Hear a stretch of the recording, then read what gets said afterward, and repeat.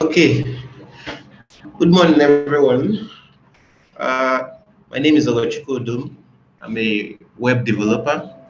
So today I'll be walking you through web development. What is web development?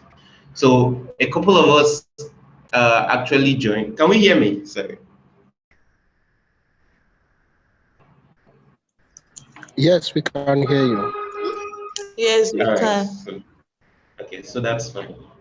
So a couple of us actually joined web development. Some don't even know what it actually is and what it entails or why they are joining it. So I'll be taking you on this introductory process, helping you to understand what web development is. So,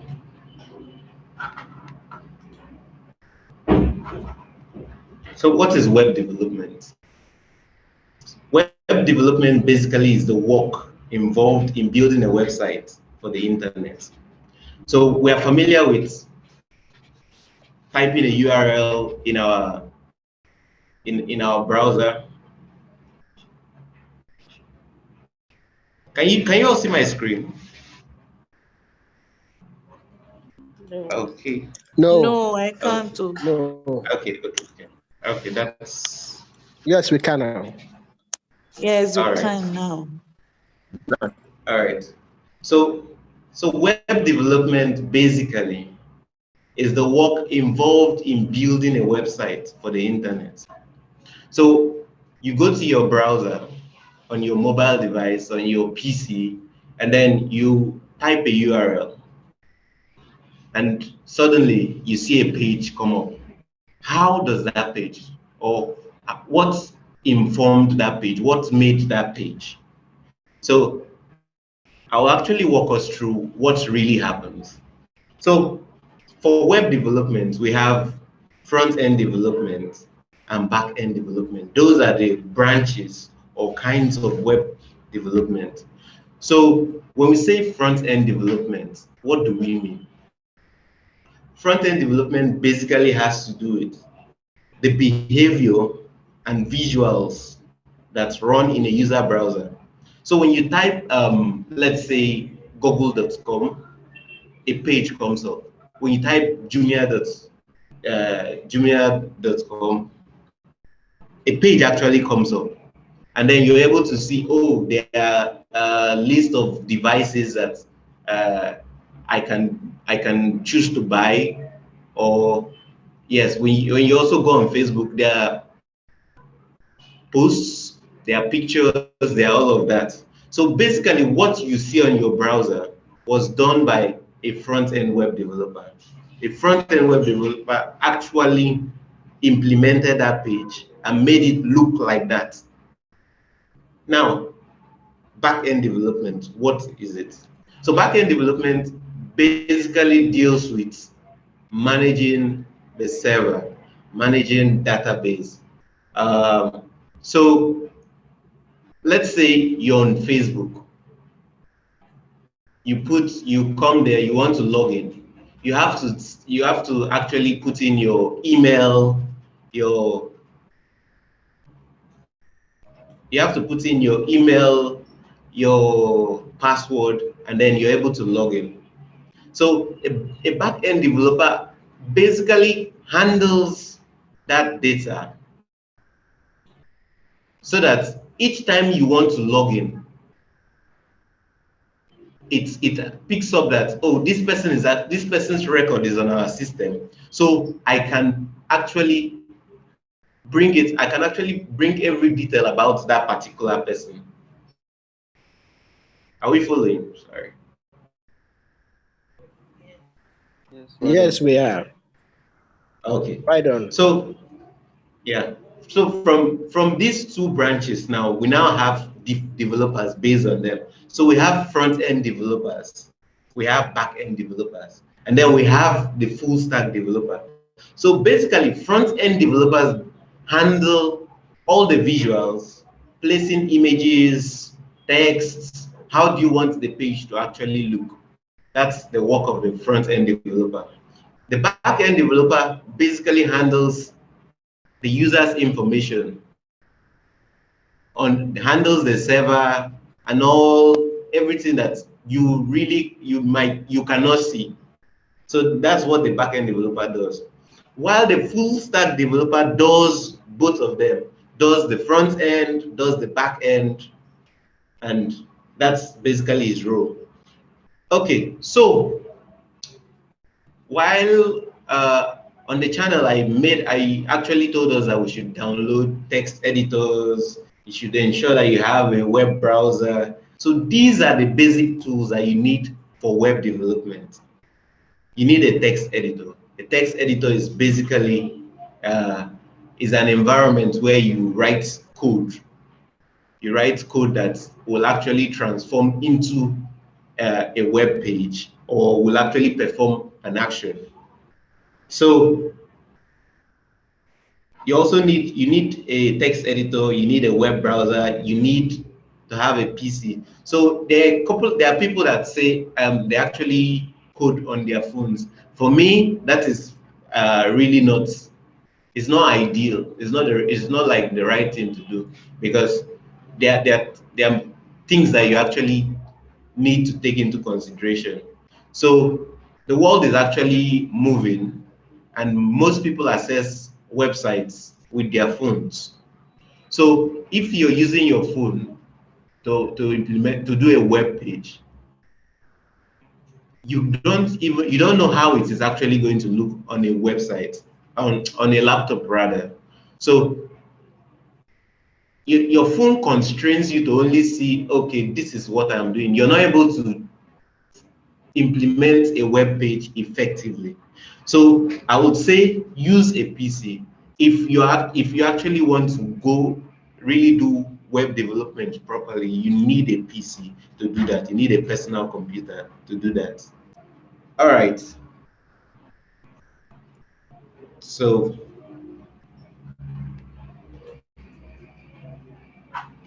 how does the web work? Now, I made mention of you going to your web browser and typing a URL. So in this scenario now, we have www.academind.com. Now, I come to my browser as a user. I come to my browser and I intend to see this particular website. So first thing, you type this URL. URL stands for Uniform Resource Locator. So you type this URL into your browser. Now this browser checks, it goes to the DNS server, that's domain name server. So it goes here and actually checks, because this DNS server is like a phone book. So it checks through this phone book. You know, when you have your own number, when you have a phone book and you're searching for a particular phone number, you just go to the phone book and check, oh, do I have Mama Nkechi's number on this in my phone book or in my phone directory? So this is the same thing that happens here. So the browser actually sends a request to the DNS server. Is this a page on this server? If it is on the server, it also sends a request to the server. Yeah. Hello. Yes. Please, two people are speaking at a time, so I don't know which one I'm listening to.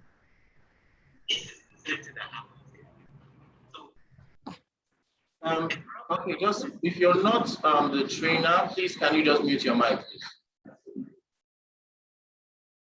And please, going forward, if you want to say something, just make sure to raise your hand, okay, and then you'll be given the floor to speak. Thank you. Okay, Mr. Ogochukwu, please continue.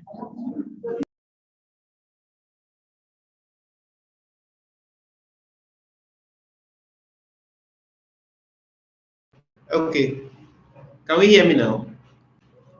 Okay, so going forward, so when it checks the DNS server, which is like a phone book, to see if this website is actually on it. If the website is on it, it now makes a request to the server. So the server actually houses or it houses this website. So when it picks up this website, it now sends it to your browser where you can actually see what is happening. So see it's like you go to a restaurant and then you want to get a meal. You call the waiter and you ask the waiter, okay, do you have fried rice and chicken? So the waiter now checks, okay, do we still have it on our menu? Is it still available?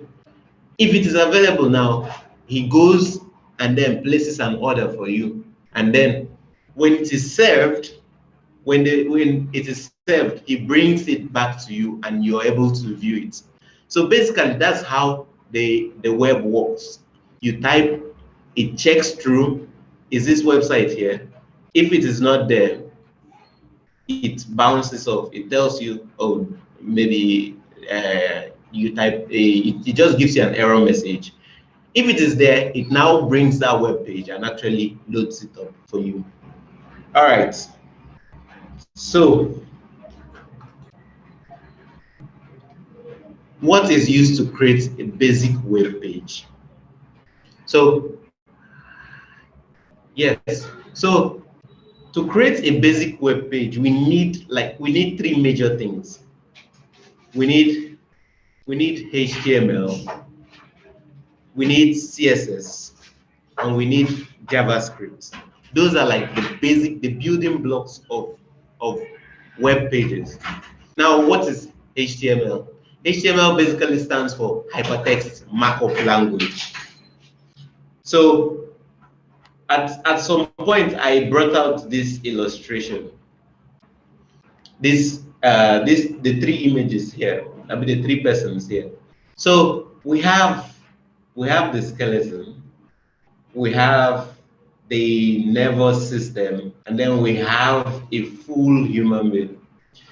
And I asked people that what do they think that this actually means? A couple of people gave me some responses, and well, some were close. So HTML basically allows you to lay out how you want the web page to be, which stands for this skeleton. The skeleton here. So this is like the framework of a body. So it supports everything.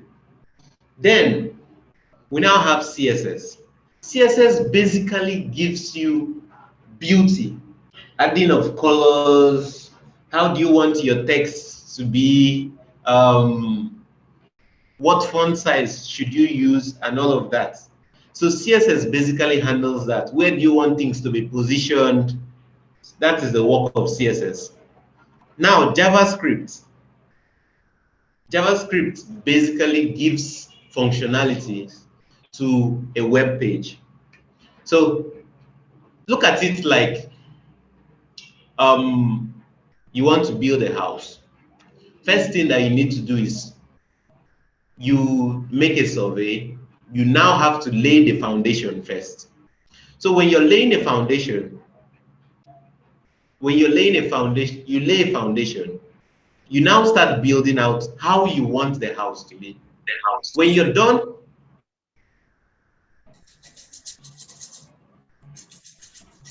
okay. So when you're done laying out how you want the house to be and building it, you now start beautifying the house using paint. You paint it, you do a couple of furnishing and all of that. So that's similar to CSS.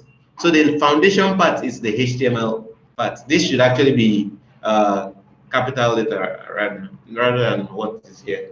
Okay, then the last part is JavaScript. So JavaScript is like you saying, okay, so in my house I need I need a swimming pool, I need a smart TV. So you bringing in things that make your house fun. So if you go to Jumia now, you see probably a slider, a slider that's JavaScript doing its work there. You see, you want to delete a post that you wrote, and then when you click on the delete button, so that is basically JavaScript doing what it is meant to do. So JavaScript basically handles that. All right, so from my illustration here, so the skeleton is actually HTML. This one that is dressed up, this man that is dressed up is actually CSS. And then the nervous system that allows the running, the thinking faculty of the man is actually JavaScript. So basically that's what it does. Someone has his hand up.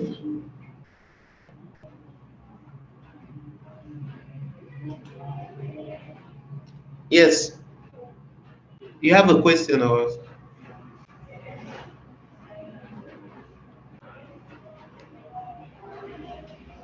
Okay. Can we still hear me? Fimikoda, what do you have a question?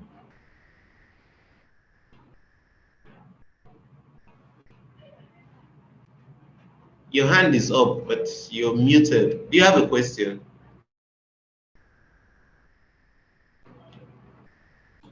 Okay, so I'll move on. I can't hear you actually. So I've introduced what HTML is. So HTML, as explained earlier, stands for Hypertext Markup Language. So it is the standard markup language for web pages. So HTML describes the structure of a web page, how you want that web page to look like. That's what HTML does. Now, HTML consists of elements which we will actually look at. And these elements tell the browser how to display content on the web page, on the website rather. So this is what a simple HTML document looks like.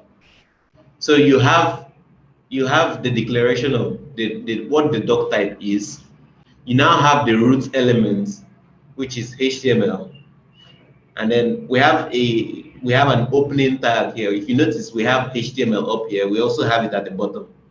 So this is very important when you want to write when you want to do a web page. You actually need a HTML opening tag and a closing tag.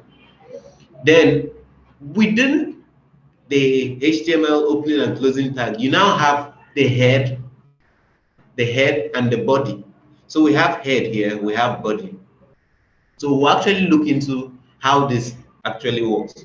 So within the head, notice that we still have an opening and a closing tag. So within the head, we now have the title. The title basically carries the title of that particular page. So say for instance, is an about page that you want to create. So what will be here now is probably about. You can just write about here or about us. Whatever you choose to be the name, that's what will be here. Now, the body here basically is what you see on your browser. Everything within the head is actually okay. Something like the title is in the address bar, is in the title bar. But everything within the body is what you actually see on your browser. So we are going to actually practicalize how that is done. Okay, so let me just introduce us to HTML elements. So HTML element is defined by a start tag. Then you have some content. and then you have, so if you look at this now, so a start tag, some content, and then a closing tag. So we now have a start tag, which is this, some content, and then the tag, the closing tag. So every HTML element is everything from the start tag through till the end tag. So this will actually inform us of how we want to write our code. So when I actually started writing HTML, so you notice that at some point you tend to miss out maybe the end tag, you don't close it and all of that, and then you notice that there are some mistakes. You start getting some errors. So we'll actually go into, so let's just go into practicalizing what we have done so far. So give me a minute.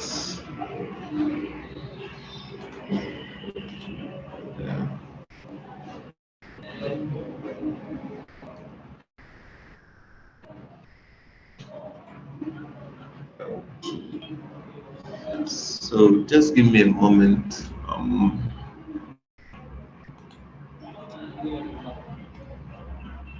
All right.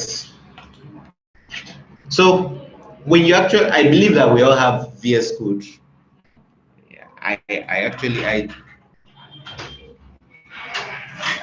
so I believe we have VS Code installed on our laptops, right? Yes. All right. So say for instance, you want to start creating a web page. So I created a folder here. Eh? Okay, that's fine, that's fine. Please do. All right. So I have a folder here which I call web page. It's just a random name that just popped into my head. So inside here now,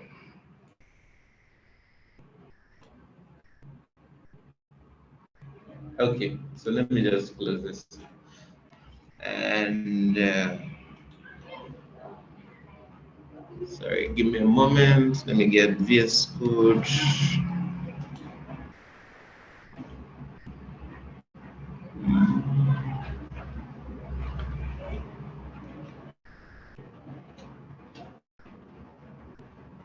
All right. All right. So this is me launching VS Code. So you open VS Code. VS Code is a text editor. So this is what it basically looks like.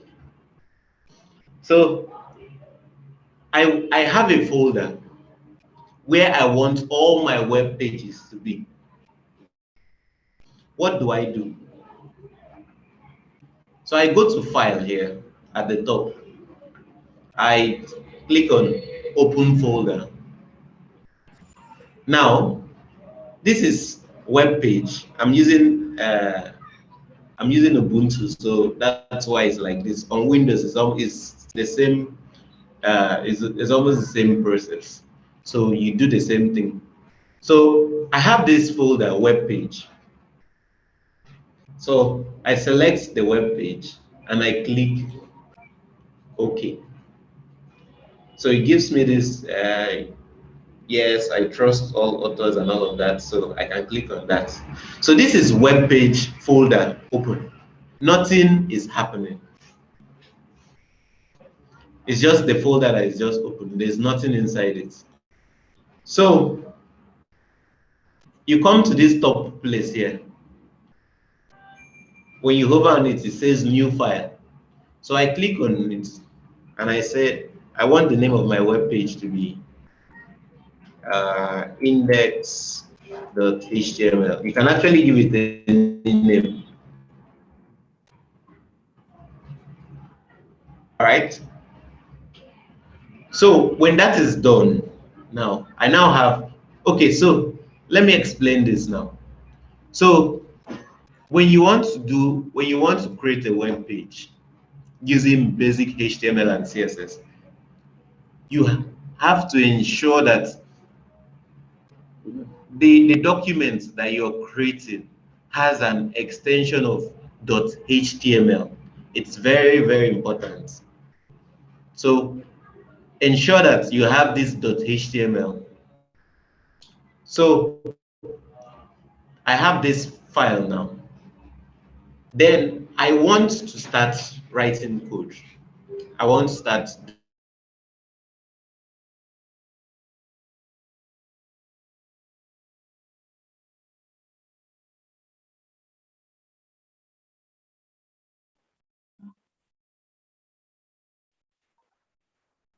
So I start writing HT, and then I have options. So currently we are on we are using HTML5. Okay. So HTML5, I click on enter, and I already have will I say a template already carved out.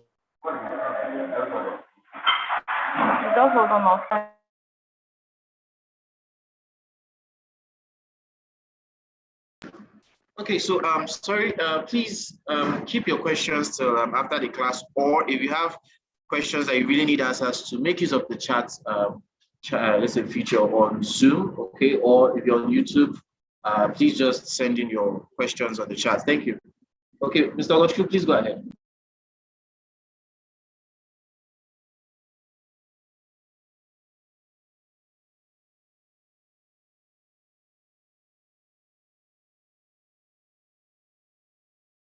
So notice the things I actually showed us earlier. So we have the doc type. Now the doc type basically defines that this is a HTML document. So it tells your browser that this is a HTML document. Then the next thing that we have is this HTML. So when I click on this, you notice that it highlights that, oh, we have an opening and a closing tag. So I said those are very important. So we have the HTML opening and closing tag.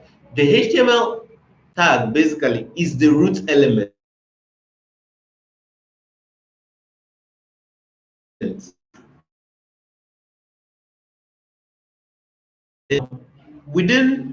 So the next one is the head tag. Within the head tag now, we now have this meta information or meta tag. So the meta tag basically holds information about this page.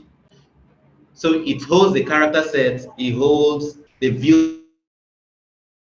viewport, and a lot of information tag. So the title, like I explained earlier, houses the name of this document. So let me change the name now. So I'll just say code okay. So KodeCamp, and then I save. Control S does that.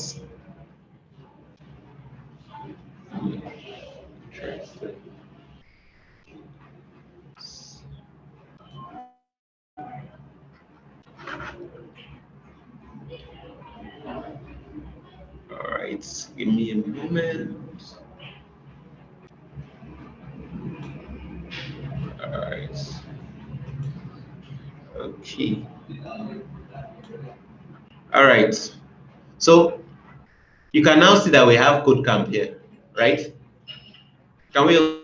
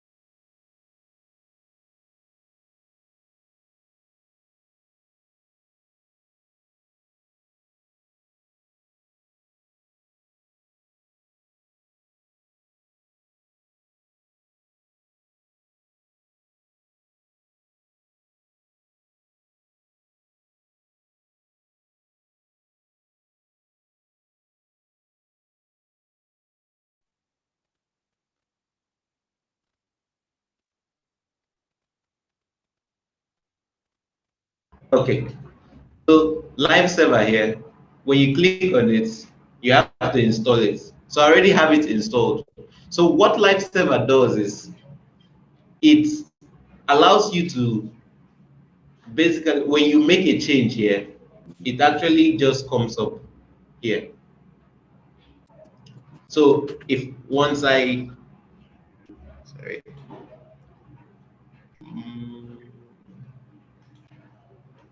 All right. So once I make a change here and save, and I come back here, see that it automatically changes. So lifesaver actually makes so allows you to make a change on your text editor, and then it immediately shows up on your browser. All right.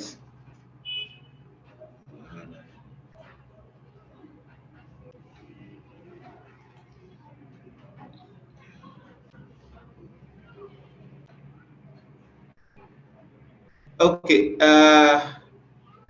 Okay. Can we still hear me? Sorry. Seems you lost me for a while. Yeah, we lost you for a while, but you're back on now.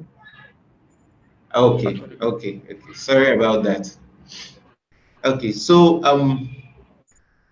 let me explain. So I say on your VS Code, we have a sidebar here.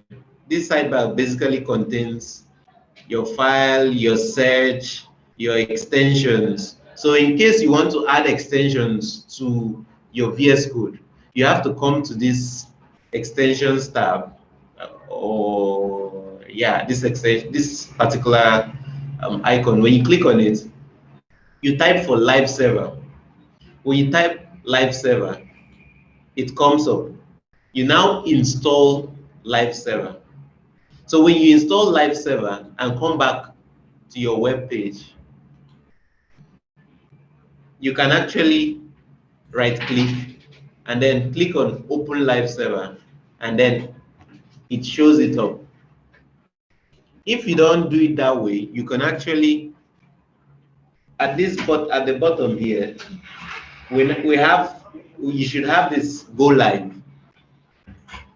So when you click on go live, it actually brings up that particular page. All right, so I think okay, I will actually do that. I'll recommend more extensions for you as time goes on. All right, so back to what we were talking about. So, so we have the head tag. So the title, I've explained what that does. So it houses the title of the page. Now the body is what you actually see. The body is basically what you see. So I had a couple of, I mentioned, okay, you saw some funny tags. So we have the heading tag H1. So, so like I said, VS Code is very beautiful. So when you start writing, so I have H1 here. Now in in HTML we have different tags. We have a lot of tags. Tags that will actually help you bring your page to life. So say for instance, we want to do a web page for KodeCamp.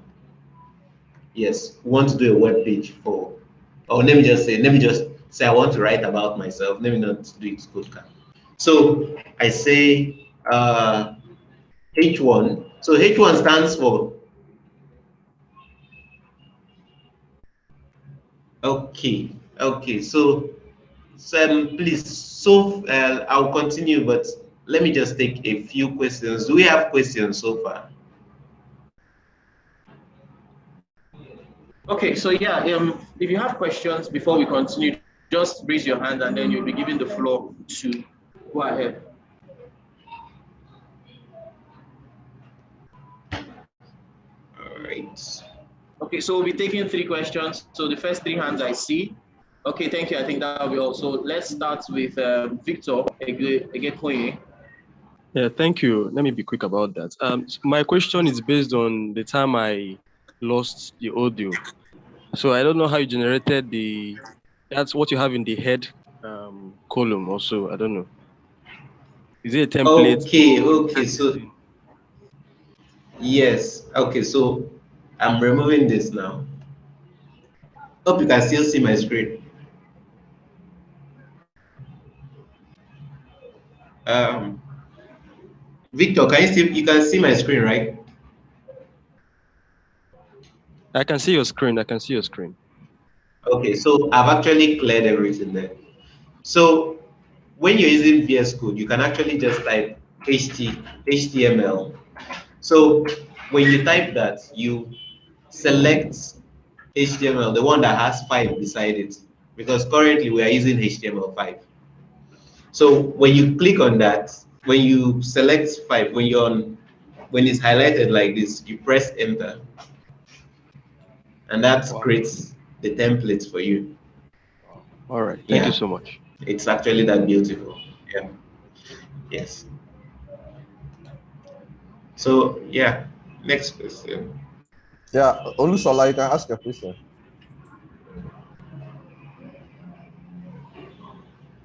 Sorry, do you mean Ulishoga?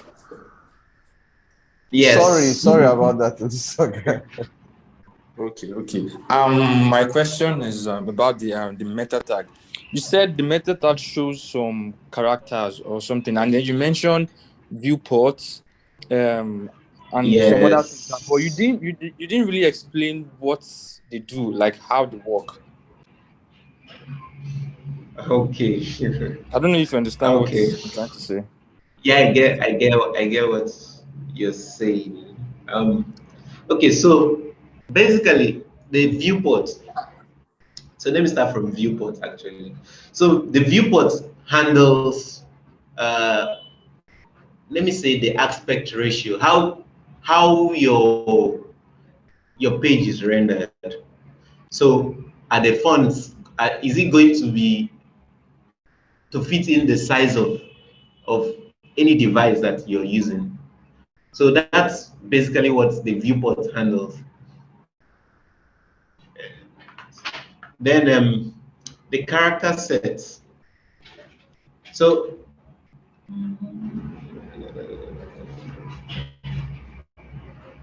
the character sets basically handles how the page is encoded. So I may not be able to explain Okay, so that sorry. in depth at the Yeah. moment. For the Yeah. want of time, you could see if you're on the call, you could see that when you hover your mouse around all those, you see the full explanation.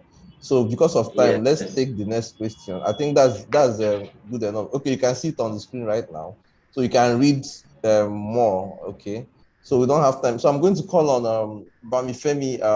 Sorry if I pronounce it wrongly. To go ahead with his question. Yeah, thank you, sir. Please, you were mentioning tags. And Okay. I don't really get what are tags. Okay. So tags basically define what a particular section is meant to do. So yes, I've been talking about tags, but something like HTML is a tag. Head is a tag. Meta is a tag. So whatever is within this angular bracket rather, is a tag. So like I said, for body now, this body tag houses everything that will be showed on the screen. Are you clear on that? Yes, thank you. All Okay, right. so Moben, sorry, Moben, you can go ahead. Unmute yourself. Hello, Thank you. yeah, good morning. Yeah, good morning. Yeah, Please, good morning.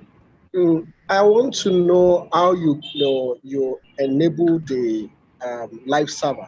For somebody who is using a window, and I think you said you are using Ubuntu. So Yeah. I think there's a kind of difference between Ubuntu and Windows. So how can we activate live server on Windows?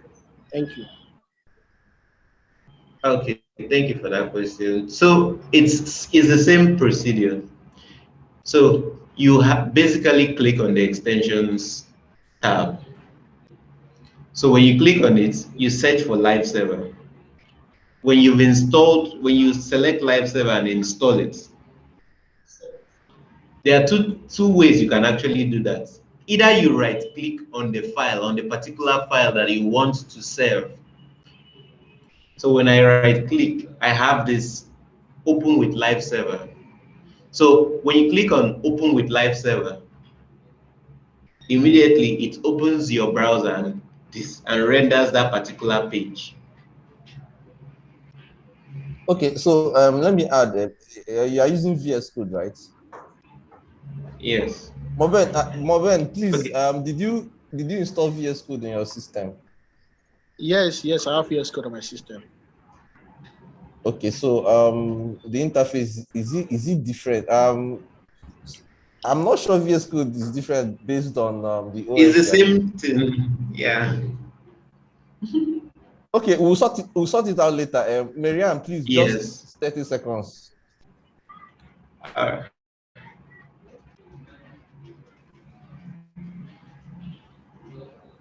Marianne, we can't hear you. oh. You can ask your question, Marianne. Yeah. Okay, so let's continue. There's a question on the chat. So someone is trying to run. So do you know what? We might have a session separately for VS Code installation and all that, so that people that are having this issue about Yes. Ubuntu and Windows, so that we don't keep others waiting. Miriam, please, you can type your question. We can't hear you. So I think you should go ahead. Thank you. Okay, so let's continue. So I created a new, I had to clear what I did earlier. So I'm going to change the name. I'm going to say, I'm going to write my name. So this is my own page. I come back to my browser. So you see it's, the title has changed. So within the body now, the body houses everything that we want to see.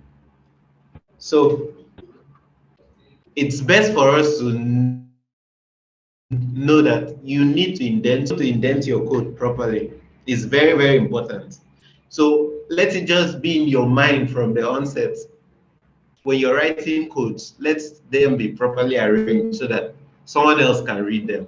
Someone else can actually go through what, because when you're writing code, that code might or will be managed at one point, maybe by another person, except you want to build for yourself. And I don't see the sense in actually doing that. All right. So the first thing I would say, I would start with the H1 tag. So we have headings. I want to have a heading for my page. So I just say my biodata. All right. So when I save, I go to my browser. So this is a heading tag. So this is what the heading tag does. So it just gives you plain write-up. So I just wrote this within the head tag, and then this shows up. So we have from H1 to H6.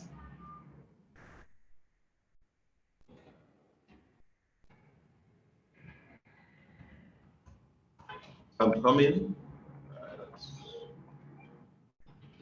So when I save and open my browser, so you see, so we have from H1 to H6. H1 is actually the largest heading, while H6 is the smallest heading. So say for instance, I'm doing a page for myself. I say this is my biodata. This is the title of my page. Or alternatively, so instead of doing that, instead of saying this is my biodata, let me use my name instead.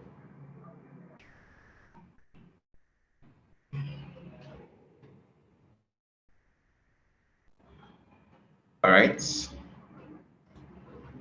So the title of my page is Ogochukwu.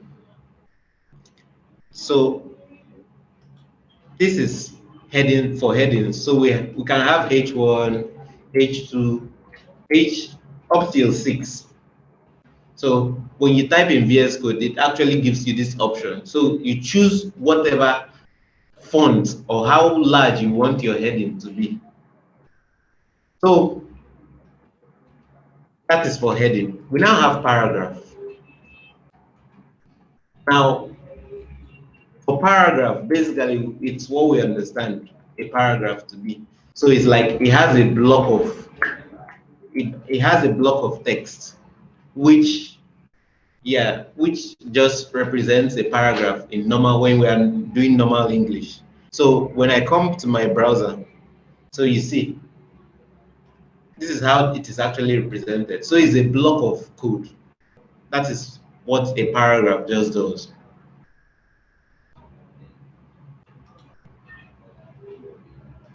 So we have, so I'm just listing various tags. Say we want, I want to just say a list of things that I like. So I could have, we have a UL. UL stands for unordered lists. So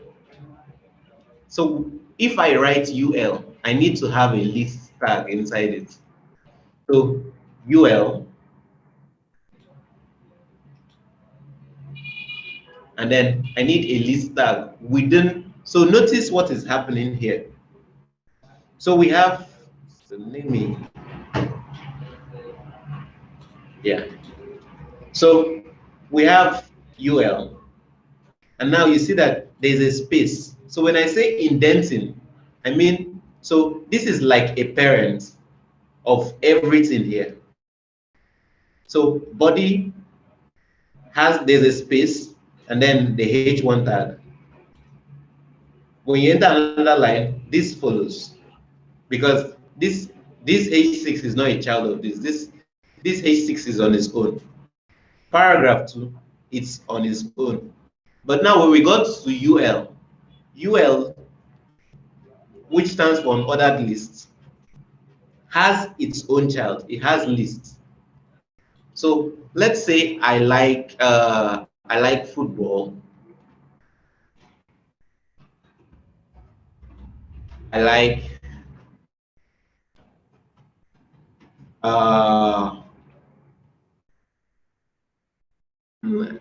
I'm even struggling with what I like. I like writing.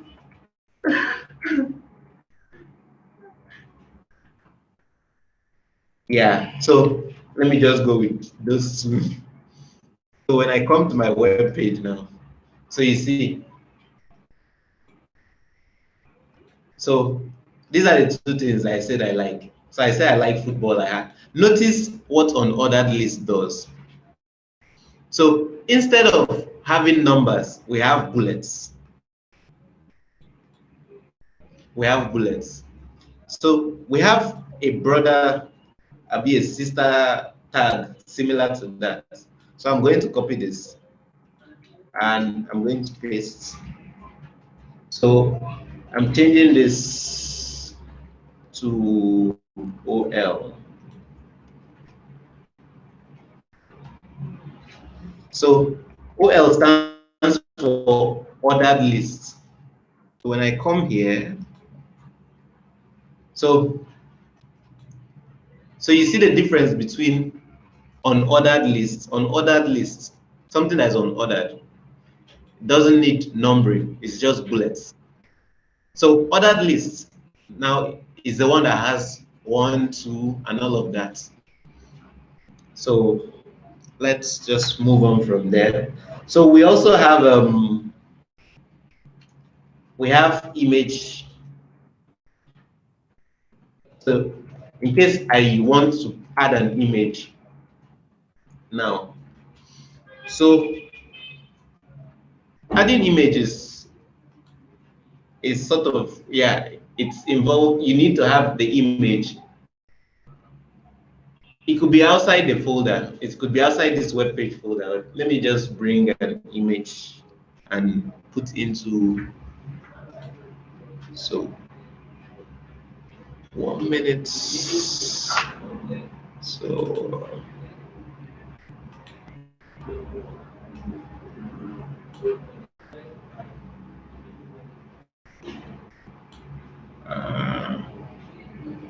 okay. So I'm coming. So copy.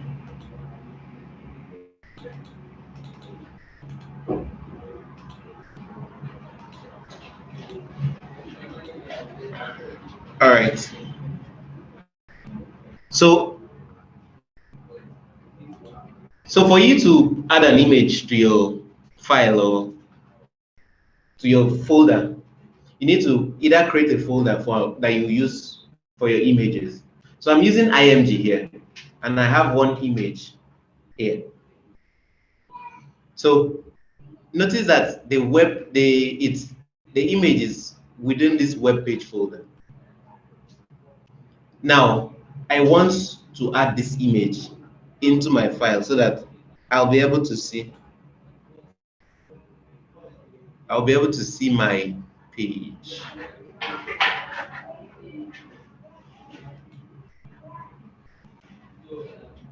Okay, so I want to add an image here so that, yes, it will better represent what is happening here. So I come back to VS Code. I have this image. Now we have SRC here. So there's this, okay, so HTML basically allows you to expand on a particular tag. So for this image now, in the absence, if I don't put this, it will actually make no sense. So there's attributes, Control Z. So an attribute, HTML attribute basically allows you to expand on a particular tag, and you have to essentially put it on the opening tag, on the opening tag. So I want to add an image now. This SRC is to direct you to the particular place where you can actually pick that particular image. So SRC basically stands for source. So for me to get this picture now, it is in an image tag inside this web page. I have to call the name of the folder img, put a slash, because this is the img folder. So putting a slash means I am entering inside this folder. So this slash is like open the door into this folder, this img folder, and then gets this image. So when I get that image, I save, I come back to my browser.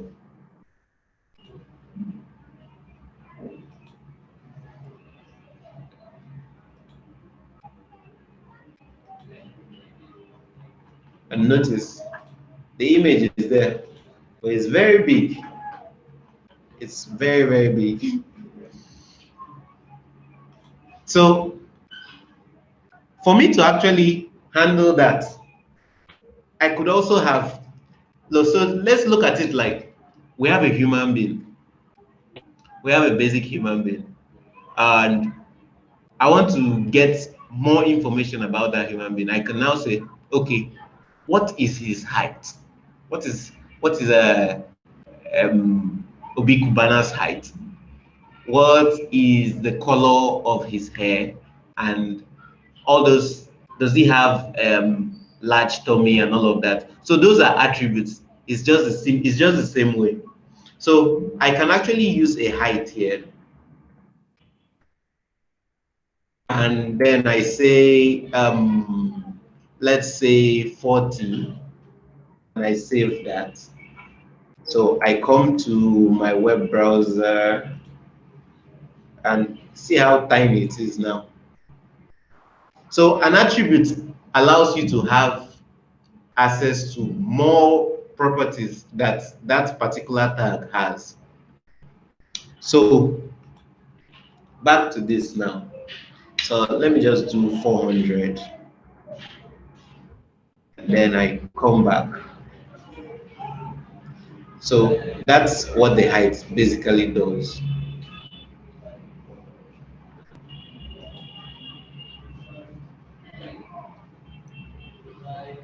All right. So I want to actually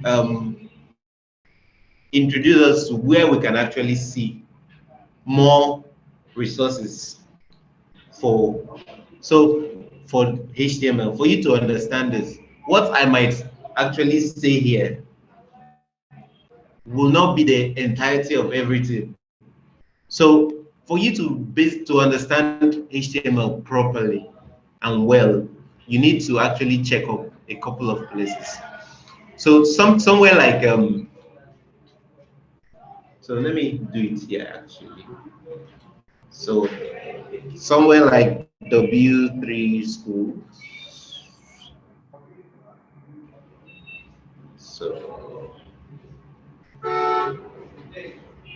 So w3school.com.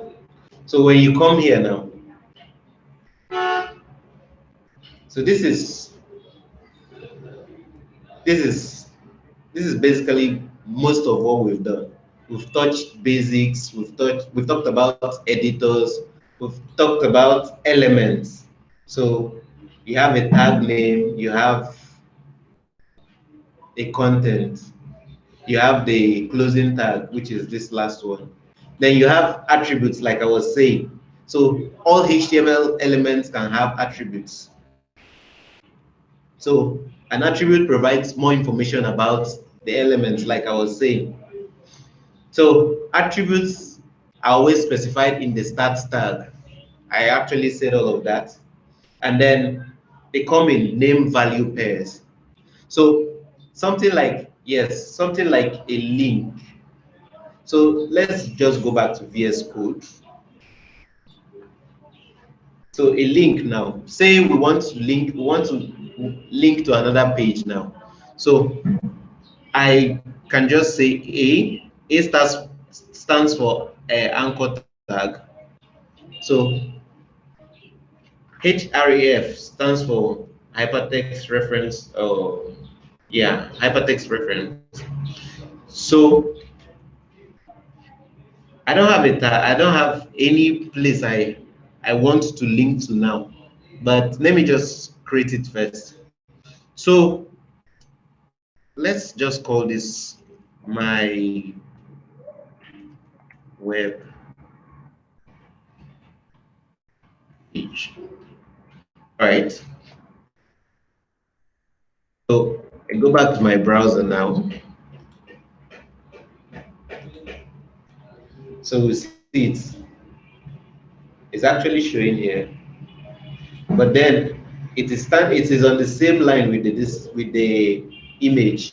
If we don't want that to be, you can actually come and do something like this. You can put a break tag. So if I save that and go back to my browser, so you can see that this is actually, it has gone down now. So BR stands for break tag.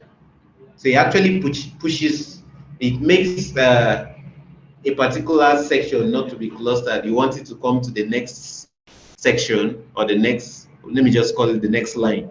So break tag does that. So you could also have a tag like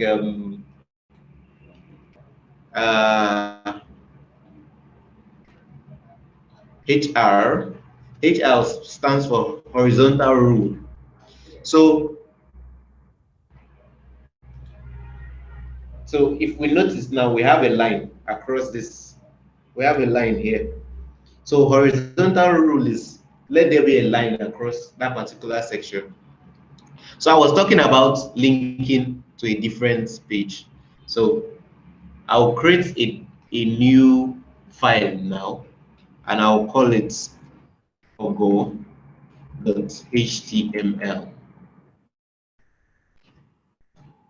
So here now, I will still do the same scaffolding, and I'll just change here to ogo.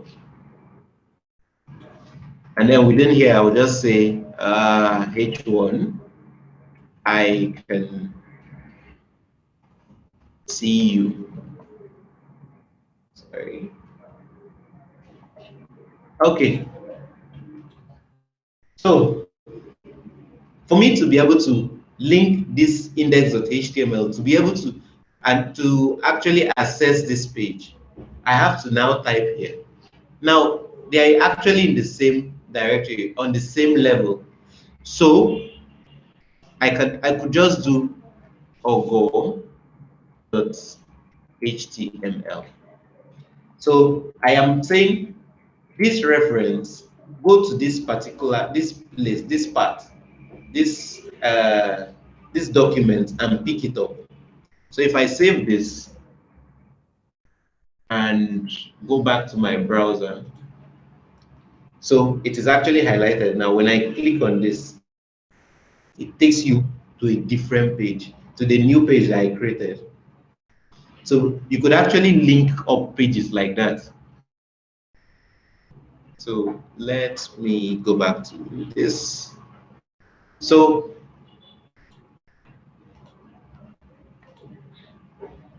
that is for linking.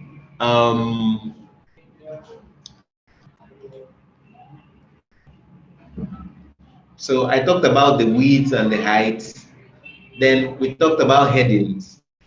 So like I said, we have from heading 1 to heading 6. We also have paragraphs, HTML paragraphs. So it's a block of text, like I said. So say for instance, I wanted to write about myself. Here now, instead of this gibberish that is here, I can say I am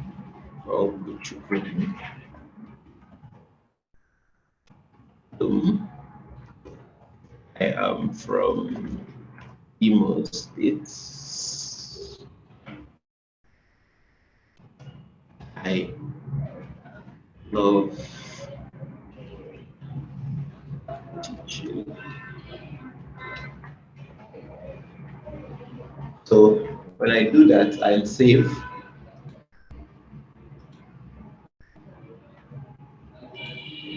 So this is what a paragraph basically does. So if I decide to have another paragraph,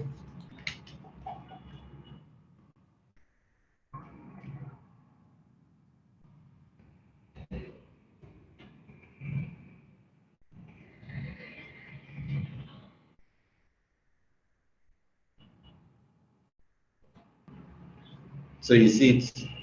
So it's just a paragraph, just sections, divides your work in like it's a paragraph.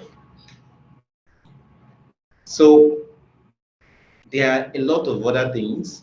So I've talked about lists. So we also have tables. You can create tables with HTML. So so for us to actually do that, I need a table tag, have a table head,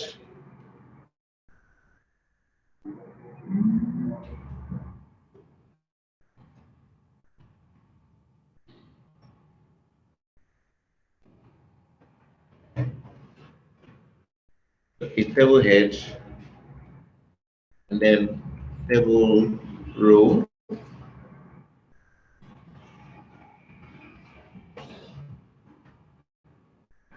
So all these are tags for a particular, for creating a table. So we could have table head, we could also have table body as T body.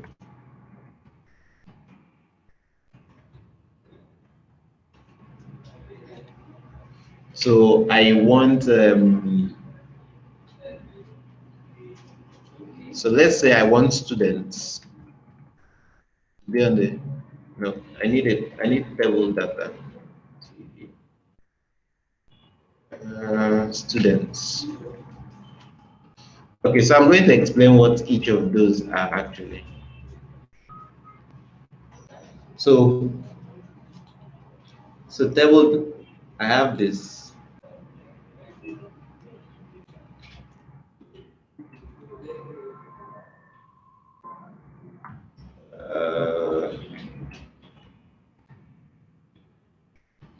Tracks.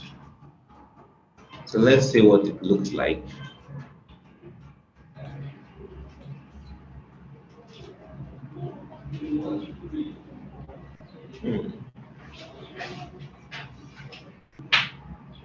Okay.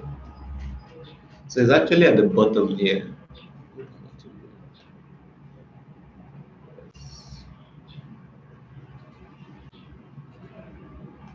Okay, so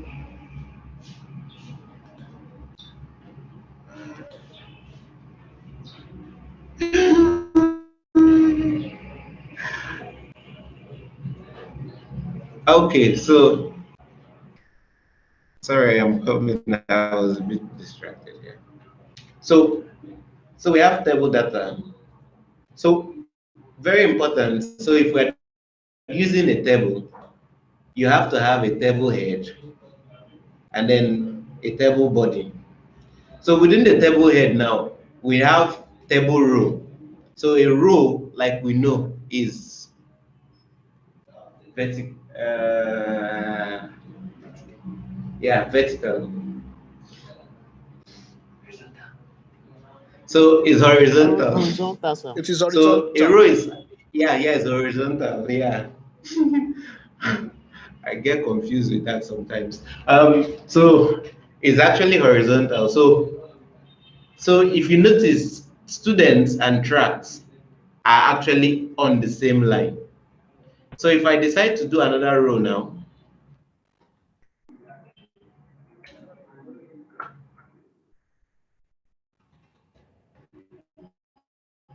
even though this, let me remove this from here. It shouldn't be inside the head. The head could just be one. So table body, for table body, I also do a table row. So I say Ogochukwu, as if I'm using only my name today. And then I'm in front end, let me just web development, that's a track.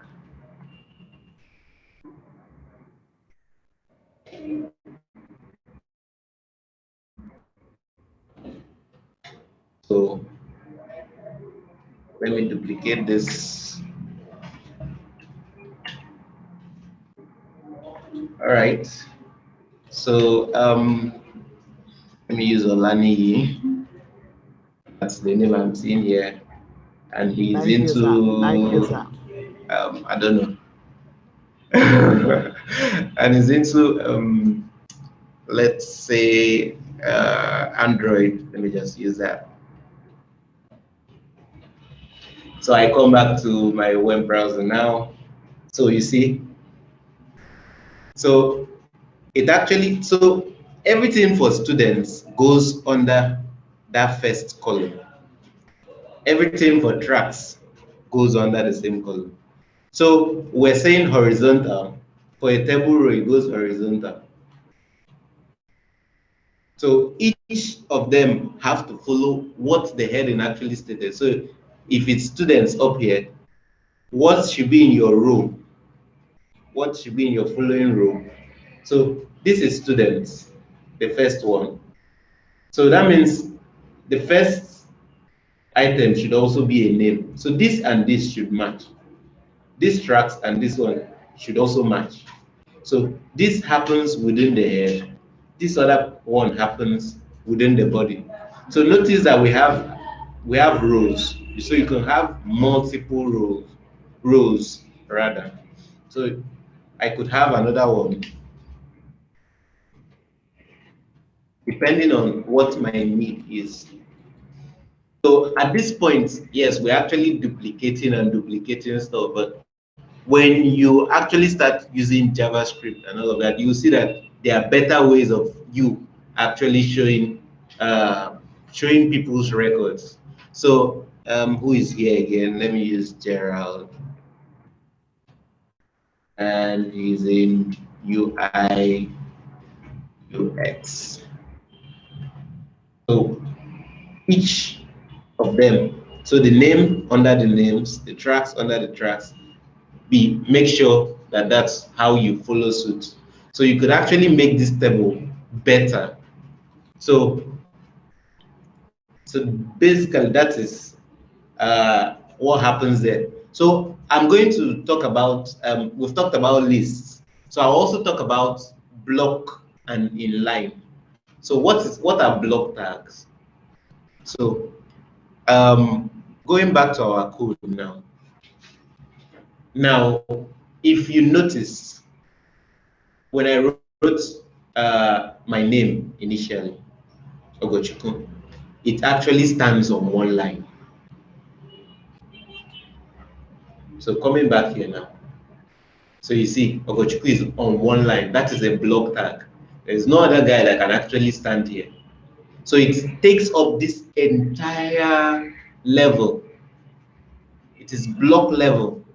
So when you now come,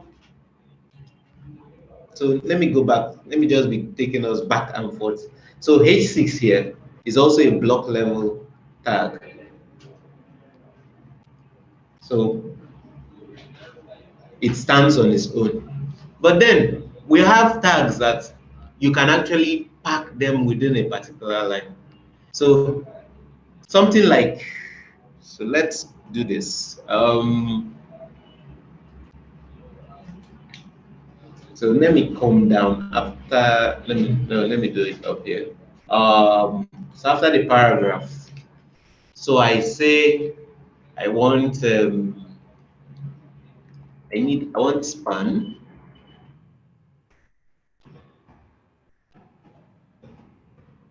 I want to say good morning.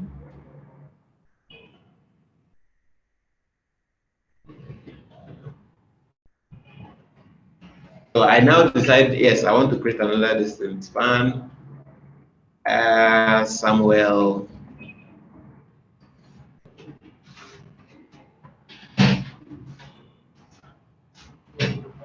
So you see, so instead of this Samuel going to another line,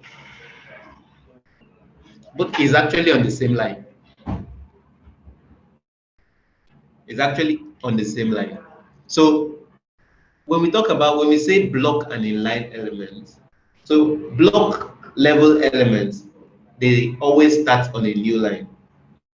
They take up the full width of that particular section. Whereas inline, something like span, we have a lot of them. Something like span, you can actually, if I add another span now, it will continue showing up here and filling up this entire line.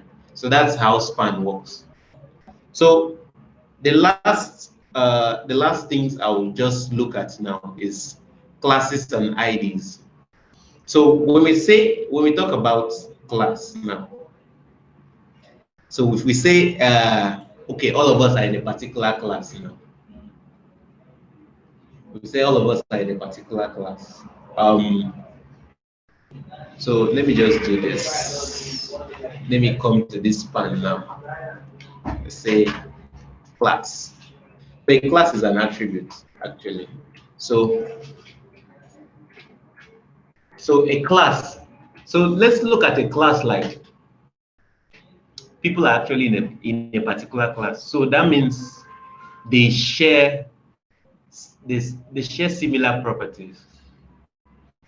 So if I walk into a particular class, I expect them to be reading the same book, as in the same books. Probably if it's a primary or secondary school, they could be wearing the same uniform. Maybe, yeah, so let me just use that. So say for instance, you use a class to select basically. So say for instance, I want to select Samuel. I want to give a class to Samuel, and I just said Sam is the name of that class. So I'm going to just skip right to doing something. So I just want to bring in CSS a bit, but we'll go into that in depth at some point. So you could actually add CSS at the top of your file. So this is called internal styling actually. So between the head and the body, you could put a style tag there. So inside here now I have Sam. So I will just do, so for me to select Sam, Sam is a class which is meant to select.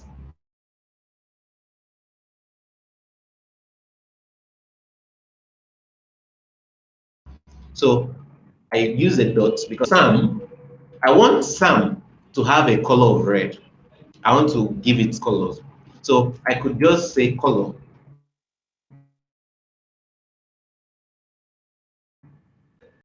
And I just say red. And I close it. I save it. I come back here. Notice that Samuel is red now. So you see Samuel is red.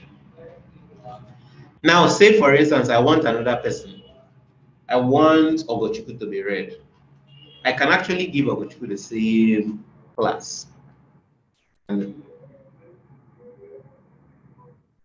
so remember that I said attributes their key value pairs. So this is a key, which is class, and this is the value. So because they're in the same class, they have the same name. So let's see the output of this.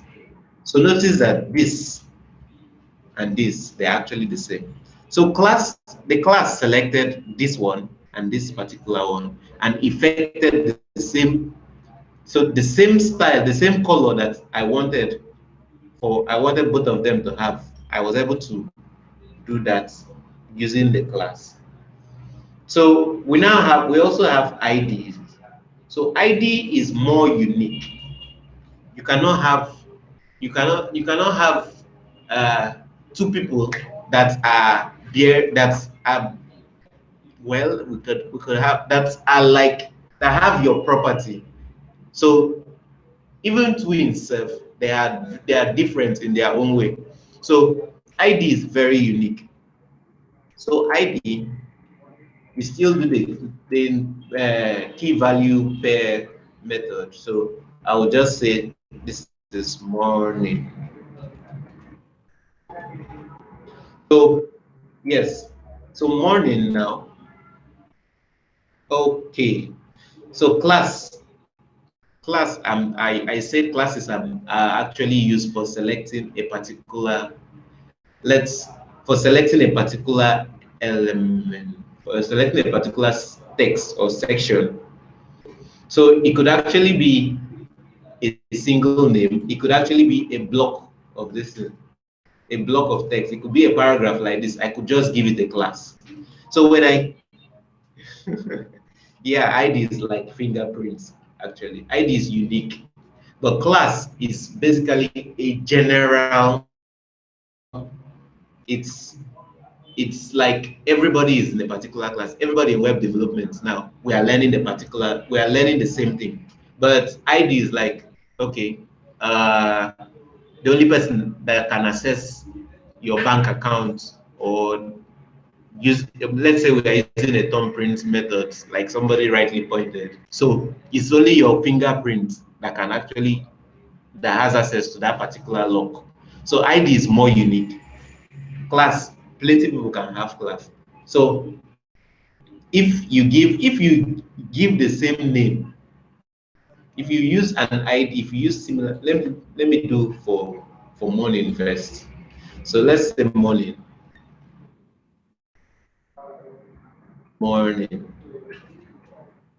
Oh, sorry, it should be an ash, not. So let's take note of this. So when it's a class, I am selecting it with dot. Okay. I'm just, Okay, let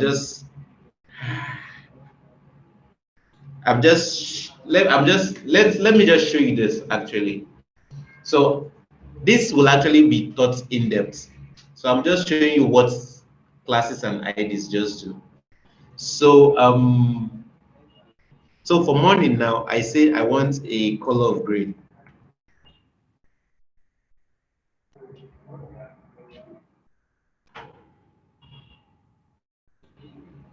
So you see, if I say, let me just add this same, sorry. So let me do this again. So I come to this paragraph.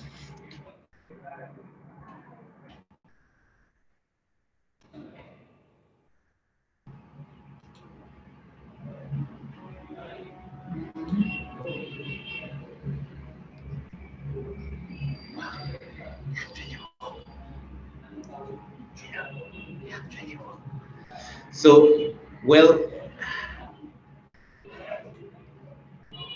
IDs are actually meant to be unique. No two things should actually have an ID like this. I'm seeing an exception here. But actually, when you're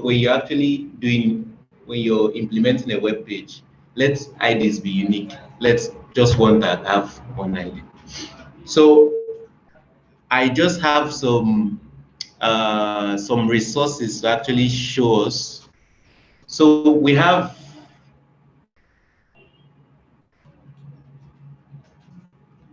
free KodeCamp. You can register on free KodeCamp for you to get to understand some. Yes. Yes. So I'm seeing a question here, but like I said, it's an exception, but for better practice, for good practice, your IDs should be unique. You should have just one ID. Okay. So for you to understand HTML better and for you to actually keep yourself busy, so you can go to free KodeCamp, you can register there. It has exercises for you, which you have to, you can combine using W3 School and then also practicing what you, what you learned on W3 School on free KodeCamp. So here, what happens is you go through what is here. Like now they said, okay, to pass the test on this challenge. So to pass the test on this challenge, change your H1 elements to say hello world. So for you to do that, you come over here. This is your environment. This is similar to VS Code now. So this is like your VS Code environment now. I now say hello world. So when I do that, I now click on run test. And then if you get it right, it will actually show you this. So you can actually submit and go to the next challenge. So you could actually use this for practicing. There are a ton of resources. Let me go back to, so you come to responsive web design certification, select it. So we have a lot of these things, a lot of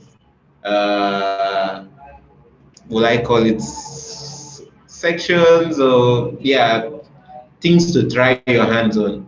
So when you click on a particular one, you solve whatever is there, and then you move over to the next one, and with that you can actually you could actually get better. So the last one I want to actually show us is CodePen. So actually normally you should use GitHub to push your work and all of that. But in case you're given an assessment and you're given an assignment or a task to do, in the meantime, you could use CodePen to actually do It's to actually do the assignment and submit. Think you have a link. So you come to CodePen, you click on pen. So it also gives you an environment.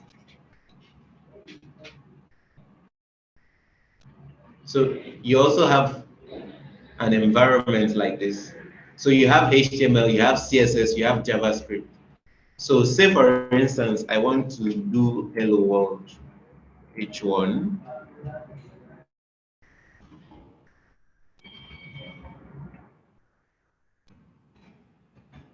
You see it. So when you do this,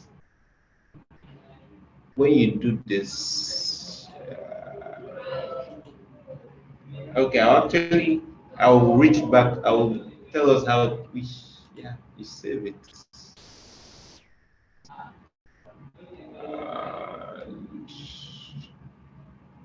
Okay. Okay, so I'll get back to us on this. So, but basically, we'll use this to submit our assignments for the meantime before we learn how to use GitHub to actually to push code and do everything. So, do we have questions? I think I'll stop there for now. Okay, so thank you, Mr. Alochukwu. That was a really insightful session. Okay, so we're going into the question and answer time. So if you have a question, please just raise your hand. We're going to be entertaining 5 questions because of our time. So 5 hands and then we start. 5 questions and then we are off. Okay, Moben, I can see your hand. Do I have any other person with a question? Femi?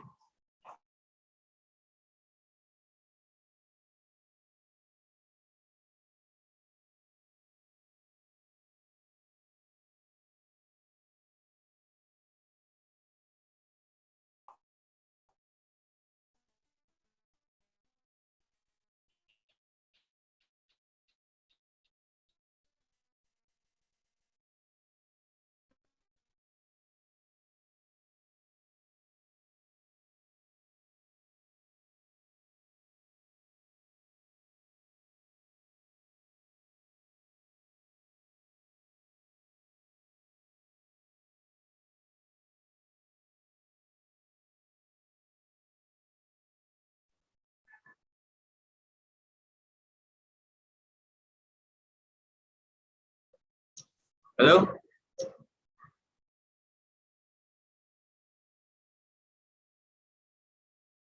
Hello, I can hear you.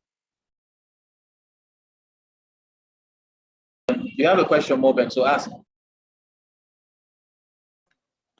Hello, thank you, Gochiko, for the job well done. My question is, please, while you are writing, the codes, I see that the codes are not aligned, which you talked about, indentation. Fine. Is it the VS Code that do the indentation by itself, or is it the coder? I mean, myself writing the code that will do the indentation. I need a clarification on that. Thank you.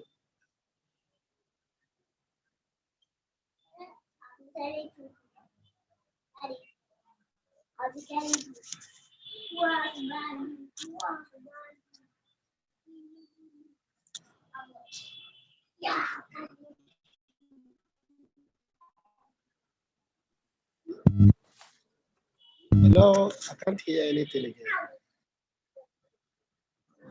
I can hear you. Seems it's from their end. Okay, yes, we can hear you. We got your question. So, Mr. Gochukwu, please. Okay. So I'm saying VS Code actually helps you to do indentation. But if your text editor, if the text editor you're using does not, if you've not set it up, you might have to do it yourself. You might have to adjust it and make sure that it is aligned. Okay, thank you very much. Thank you very much. Okay, so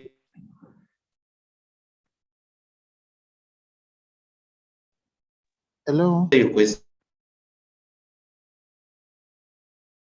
Hello. Yeah, okay, Bamifemi, if you're not available, Herbert Olinga. Okay, Bamifemi, go ahead. Yes. Thank you. Thank you very much. So I have. Sorry about that, Bamifemi, go ahead. All right, sir. Yeah, I can't hear you. Can you hear me now? Yes, better. Yeah, I can hear you.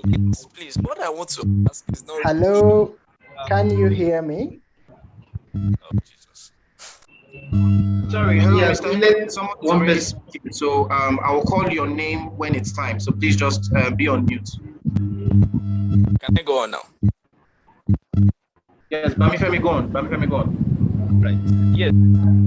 Okay. I want to ask if I don't know, this question may sound kind of. Bamifemi, we can't hear you clearly. I think you need to talk louder. I'm speaking. Yeah. How is it now? Okay, so Bamifemi, please send your question on the chat space, and then we'll answer you, please. We can't hear you. Just send your question on the chat space. Okay, Mr. Herbert, please go ahead. Okay, thank you very much. So Ogochukwu, thank you again for the lecture we've had. So I want to ask, while making the presentation, you touched on like free KodeCamp and the 300 hours program, and also the W3 schools. So I don't know now if we are going to have another curriculum or we are going to use one of the two that we are going to follow through during the 4 months. That is number one. And then the other one is on CodePen and GitHub.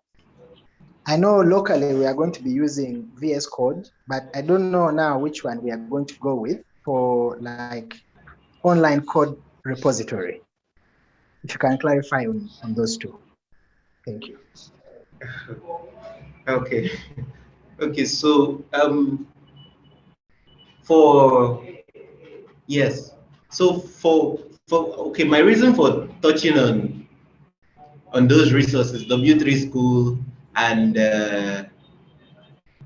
Free CodeCamp, are so that you will actually, so you can actually practice more on your own, because I won't be able to give you everything.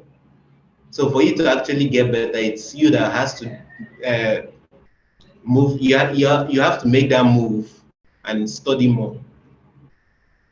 So for a curriculum, actually, we have a curriculum for which we will be following. So we necessarily will not go through each of these things like that, but for your personal learning, you can use that platform to learn. Then the second question, the CodePen part. So there's CodePen is actually where you just write your stuff and write code, and then you can actually keep it for people to see. So GitHub is for, it's an online platform where we have code bases. We have where people do their projects and just keep it there, so that it's just like a cloud store. It's a cloud storage. It's not like, it's a cloud storage. So at some point, we will actually learn how to use GitHub. We'll learn how to push code there. We'll learn how to collaborate. So it's more like it's more like is a version control this platform. So at some point we'll actually go into that. We'll go into using GitHub. But for the meantime, when you're asked to do a particular task, you have to use CodePen. Or if it's not CodePen, another means of submission will be told to you. I don't know if that answers your question.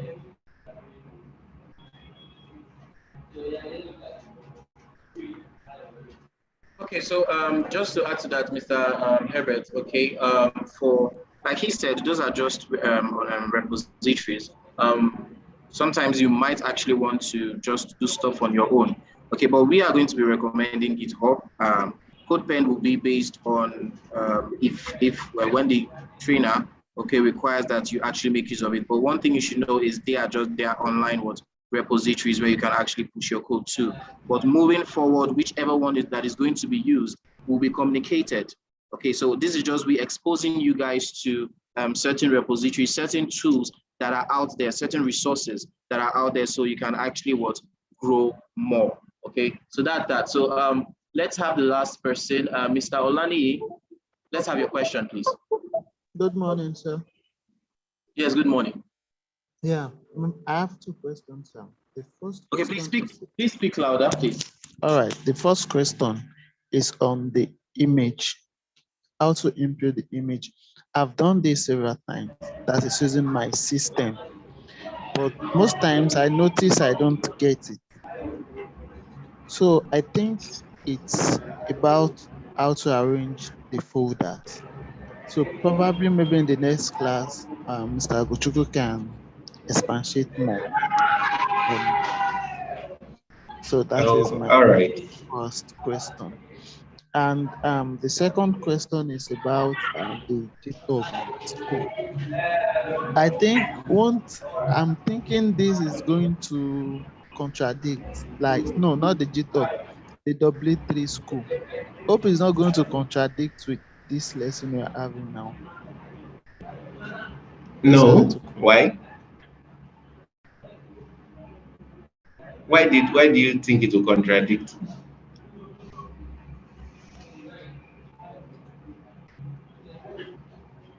Hello?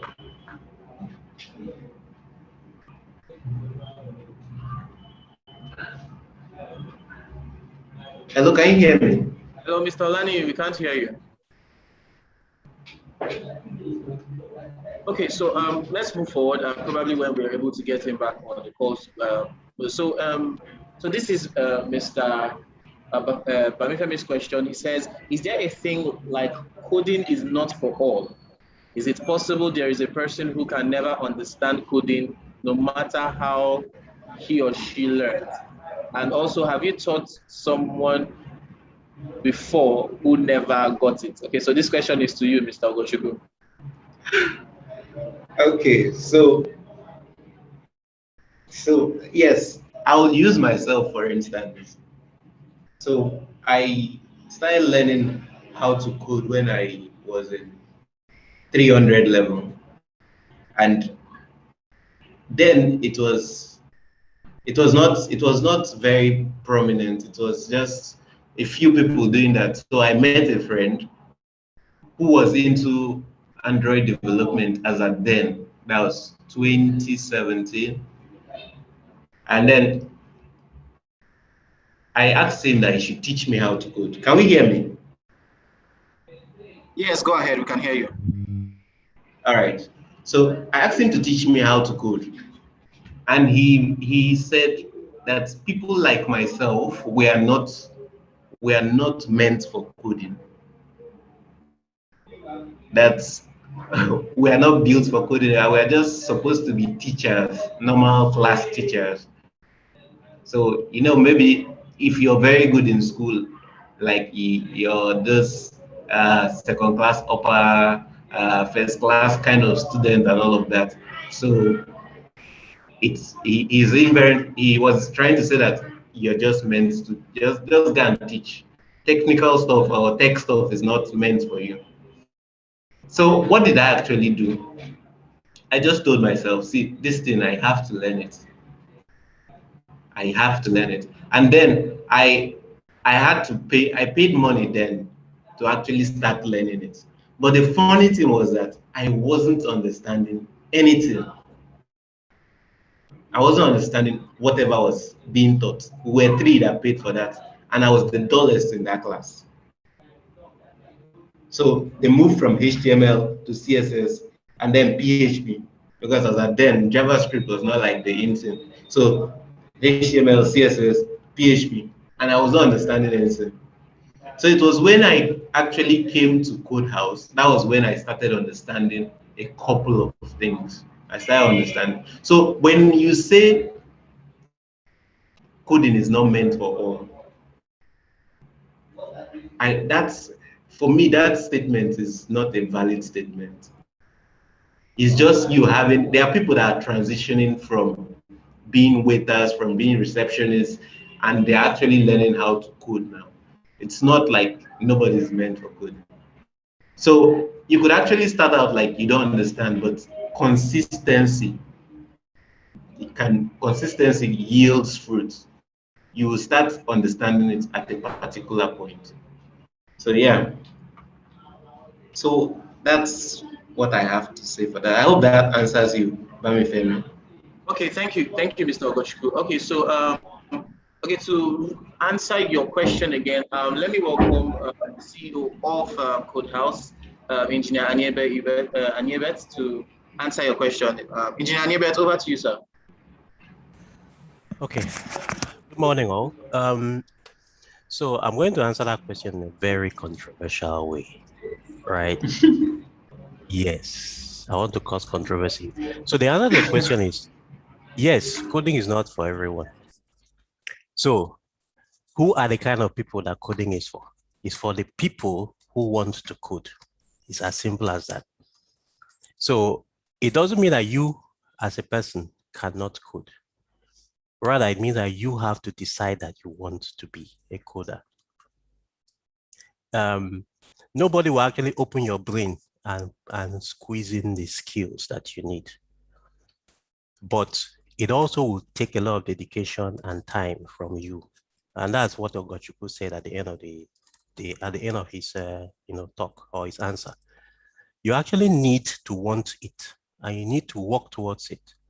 It's not something that it won't come easy. So most people that, when we talk about coding, they feel, somebody will do the work for you. No. All what KodeCamp, even as you are in KodeCamp right now, what KodeCamp will do is 10%. The remaining 90% of the heavy lifting is going to come from you. So if you're not ready for it, you won't make it. That's the truth. But if you're ready for it, if you want it and you hunger for it, you will make it. So you are the only person that can exclude yourself from it. Now, the other thing I want to say is this. Everybody will not necessarily end up coding. There are people who will learn to code and use it to teach others. There are those who will learn to code and actually write apps. They will build solutions. There are different categories of people. And there are certain, for me personally, I have a way I can tell you which group you will fall into, because I've done it for long enough to know those who succeed in one thing or the other. But one thing I want to guarantee every one of you here is you will make it in the world of tech. You make it in the world of tech if you can find where you fit in well. And that's the most critical thing. Find where you fit and go there. And then you make it there. A lot of people come in at initial time and they don't know where they will fit. So they try different things, front end, back end, DevOps, Android, mobile, iOS, whatever. You go and hit a roadblock and it feels like it's difficult and then you give up. But the correct thing is you should not give up. You should ask somebody. And that's why you have mentors here. So mentoring is not just about teaching you the skill, but when you need to change direction, you can ask questions. So at the end of the day, like I said earlier, it's still in your hands. So you decide. Thank you.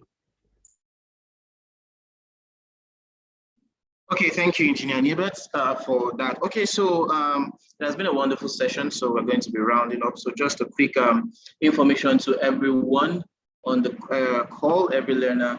Okay, so your task for the week is going to be dropped on the stage 1 channel.